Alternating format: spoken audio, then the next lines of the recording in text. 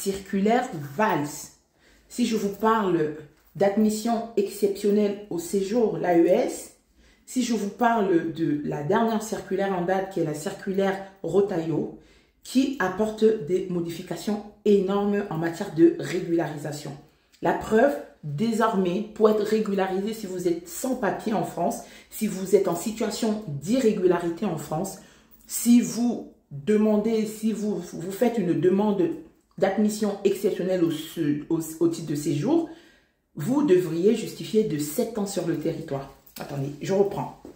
Avec la nouvelle circulaire, donc, pour déposer une demande d'admission exceptionnelle au séjour, il faut justifier de 7 ans.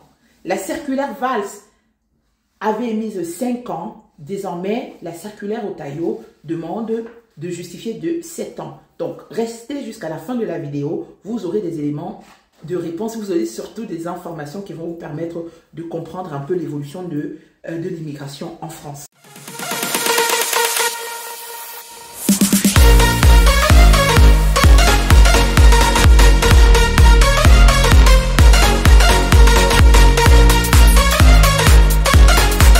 Salut, j'espère que vous allez bien. Donc, je m'appelle Mariette de la chaîne Demande d'Asile de A à Z.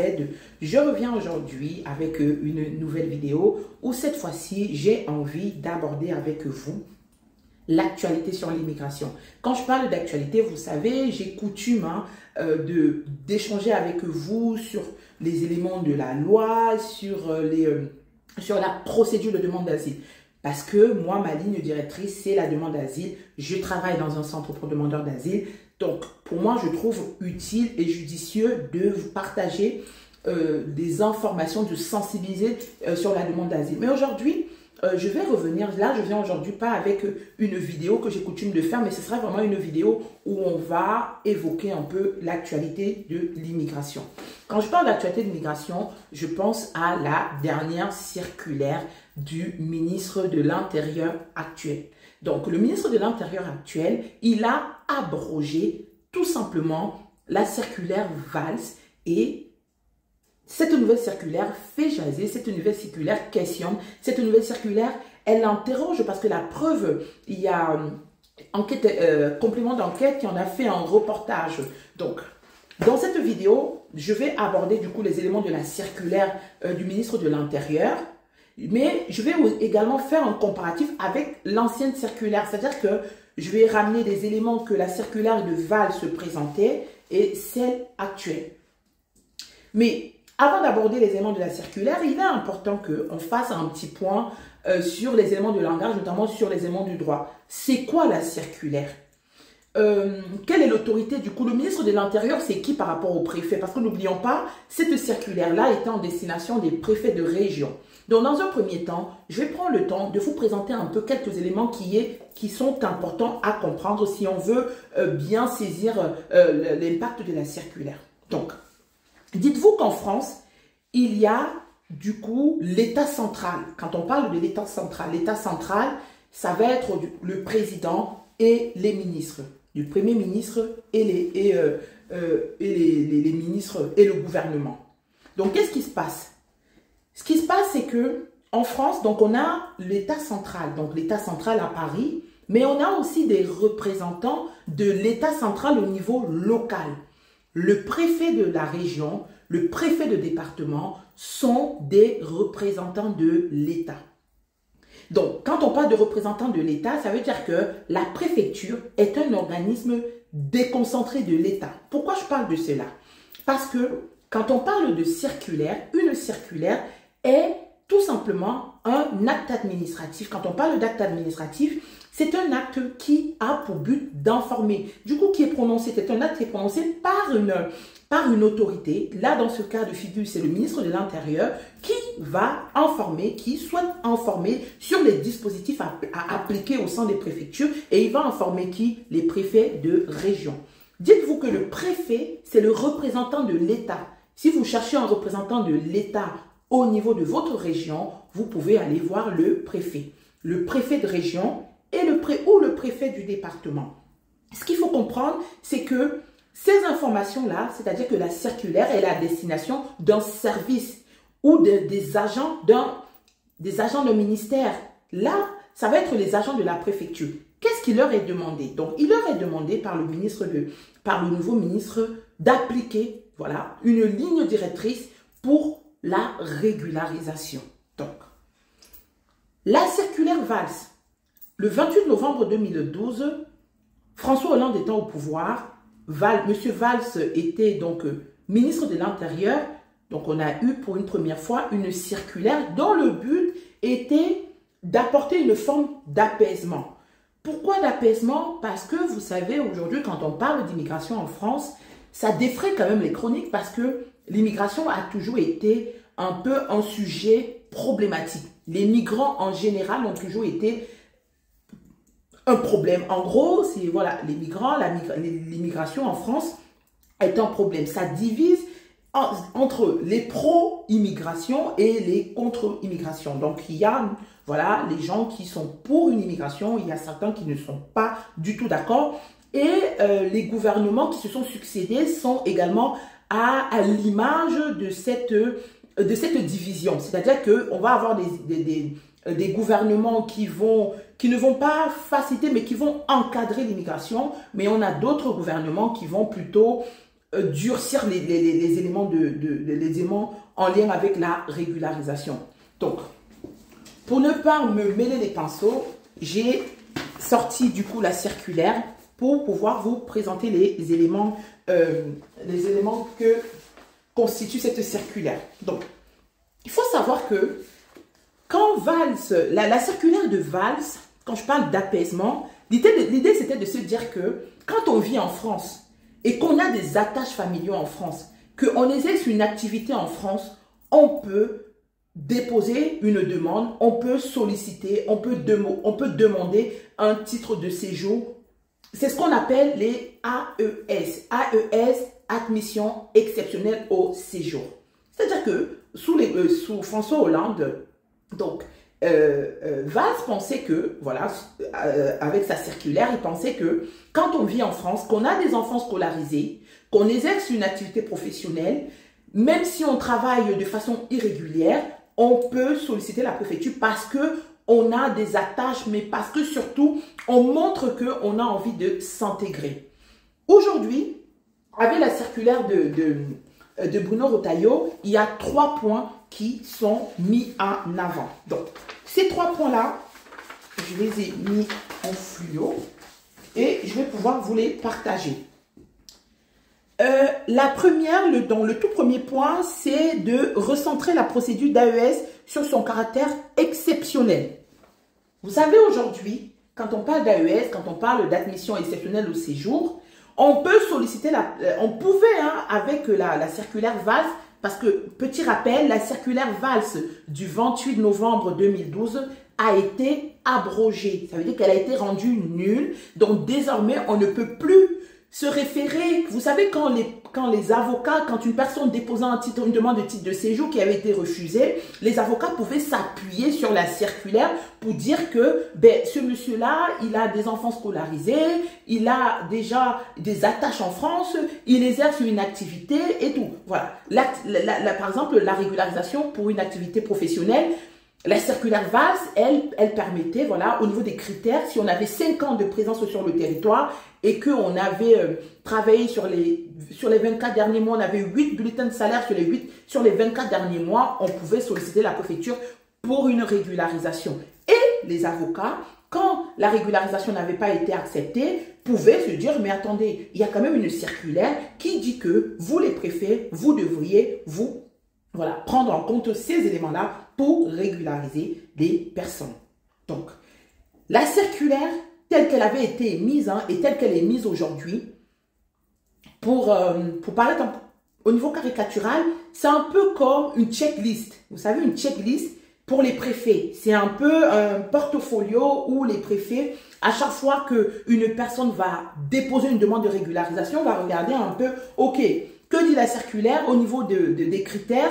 Est-ce que la personne remplit du coup tous les critères demandés pour prétendre à un titre? Donc, ce que demande la circulaire Retailleau, c'est déjà de caractère exceptionnel. C'est-à-dire qu'aujourd'hui, il n'y a plus besoin de dire que je vais solliciter la préfecture pour une demande d'admission exceptionnelle au séjour parce que j'ai des enfants scolarisés. Ça ne suffira plus. D'ailleurs, dans le reportage dont je vous faisais état en début de vidéo, le ministre de l'Intérieur dit que la régularisation ne sera plus un droit. Un droit, c'est-à-dire que aujourd'hui vous remplissez toutes les conditions pour aller prétendre à un titre de séjour, la préfecture peut vous refuser parce que c'est plus un droit. Quand on parle de droit, par exemple, c'est quand vous êtes parent d'enfants français, vous êtes conjoint de français, vous êtes ascendant de français, vous sollicitez la préfecture parce que vous dites c'est mon droit, j'ai tous les critères, j'ai rempli toutes les conditions pour prétendre. Désormais, les préfets, ils ont du coup pour ligne directrice de ne pas régulariser systématiquement les personnes quand il s'agit de faire une demande à caractère exceptionnel de séjour. C'est-à-dire que quand je sollicite la préfecture pour une admission exceptionnelle au titre de séjour, voilà, ça va vraiment être un cas, il faut vraiment que cette demande garde son caractère exceptionnel. Ce n'est pas régulariser tout le monde, c'est vraiment exceptionnellement. Ensuite, le deuxième point, c'est de tenir compte du niveau d'intégration. Que dit la circulaire, la circulaire du 23 janvier 2025? Donc, elle impose tout simplement la maîtrise de la langue française. C'est-à-dire qu'aujourd'hui, pour demander une régularisation, il faut maîtriser le français. Et la maîtrise du français passe par quoi? Je pense que on est un peu en train de râler sur la circulaire de Bruno Retailleau, mais il ne remet en lumière que les éléments que la loi du 26 janvier 2024 avait mis en avant. La loi Darmanin, parce que si vous voulez, la loi Darmanin, elle avait fait un focus sur la maîtrise du français comme élément d'intégration. Donc, dans la circulaire de Bruno Retailleau, il revient là-dessus en disant que la maîtrise du français impose que les critères de maîtrise du français, du respect des valeurs républicaines qui permettent un total... Donc, en fait, pour lui, aujourd'hui, pour justifier de la maîtrise du français, il faudra ramener une attestation. Mais c'est pas nouveau, hein. Voilà. Ça défraie les chroniques, mais j'ai envie de dire que Bruno Retailleau, il n'a pas inventé l'eau chaude. Hein. C'était déjà dans les tests de loi, dans les tests de loi de la loi de janvier 2024, il y avait déjà marqué que pour demander une régularisation, selon la demande qu'on fait, carte pluriannuelle, carte de résidence ou nationalité, il y avait des prérogatives, il y avait des éléments, il y avait des critères au niveau de la maîtrise de la langue, B1, B1, B2 et même jusqu'au C1 pour les personnes qui demandaient la nationalité. Donc voilà, il n'y a rien de nouveau. Il y a un troisième point. Le troisième point, ça va être tout ce qu'on va appeler les TOP, les personnes qui troublent l'ordre public. Donc, c'est-à-dire que si vous avez... D'abord, vous avez eu un arrêté d'OQTF et que vous n'avez pas quitté le territoire, vous ne pourrez pas ressolliciter la préfecture pour une demande de régularisation, même si votre situation a évolué entre-temps. Bon, cette mesure-là, bien que ce soit réécrit noir sur blanc, mais c'est une mesure qui est déjà dans les tests de loi de 2024, hein, je vous rassure. L'OQTF, tel qu'annoncé dans la loi de 2024, disait, la loi Darmanin, il y avait déjà marqué que les personnes sous OQTF ne pouvaient, voilà. L'OQTF, en fait, qu'est-ce qu'ils disent? Ils disent, la loi du 26 janvier 2024 a porté à 3 ans la durée pendant laquelle une OQTF est susceptible de faire l'objet d'une exécution.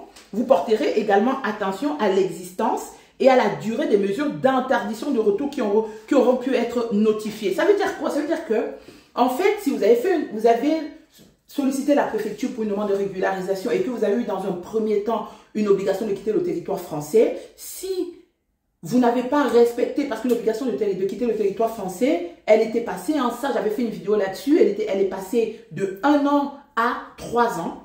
Donc, Bruno Retailleau, dans la circulaire, il rappelle au préfet que, voilà, si vous avez affaire à quelqu'un qui a été sous OQTF et qui vous sollicite à nouveau pour une demande de régularisation, il faudra veiller à ce que l'OQTF ait été respecté. Si l'OQTF n'avait pas été respecté, la première OQTF n'avait pas été respectée, Ah, ne rêvez pas, vous n'aurez pas un titre de séjour parce que voilà, vous n'avez pas respecté l'arrêté tel qu'il avait été prononcé. Donc, en gros, moi, ce que j'ai envie de dire, c'est que quand j'ai regardé le reportage sur l'OQTF et la prise de parole du ministre de l'Intérieur, je me suis dit, oui, mais le ministre de l'Intérieur, il paraît strict, il y a quand même une volonté derrière de durcir la loi, il y a une volonté derrière de maîtriser l'immigration, mais j'ai envie aussi de dire que tout part des faits d'actualité.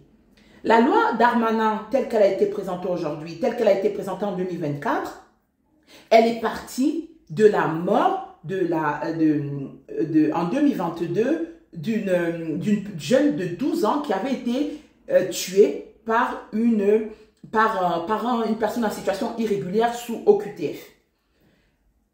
En 2024, on a eu l'étudiante philippine qui a été également, elle, assassinée, toujours par une personne sous OQTF en situation irrégulière. Donc, à un moment donné, de façon responsable, le ministre de l'Intérieur prend des dispositions.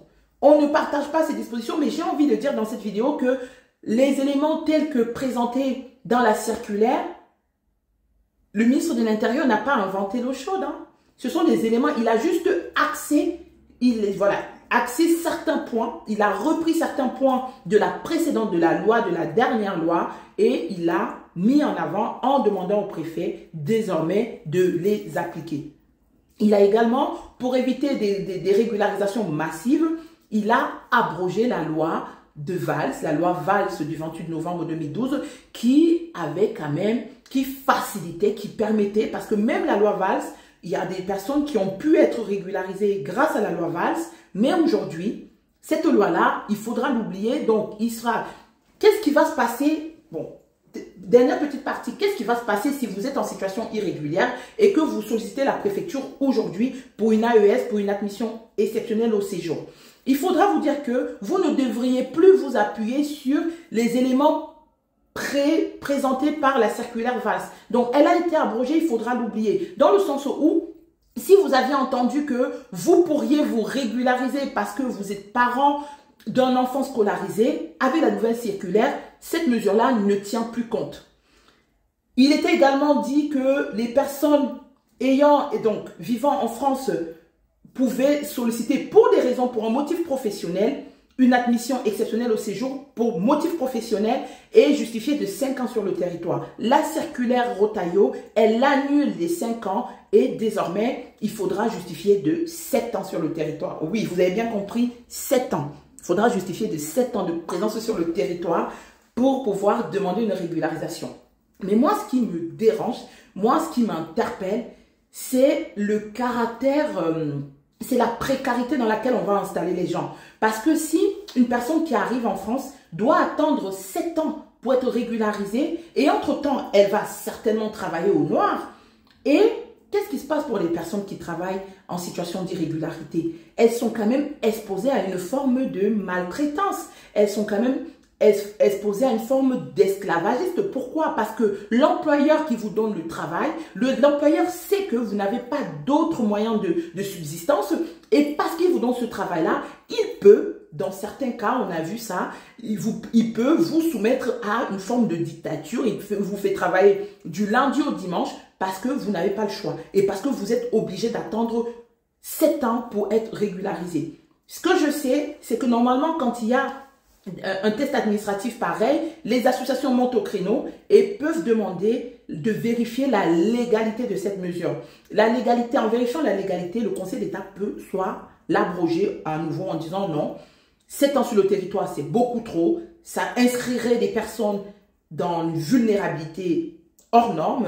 Donc l'idée, ce serait peut-être de l'abroger. Donc voilà.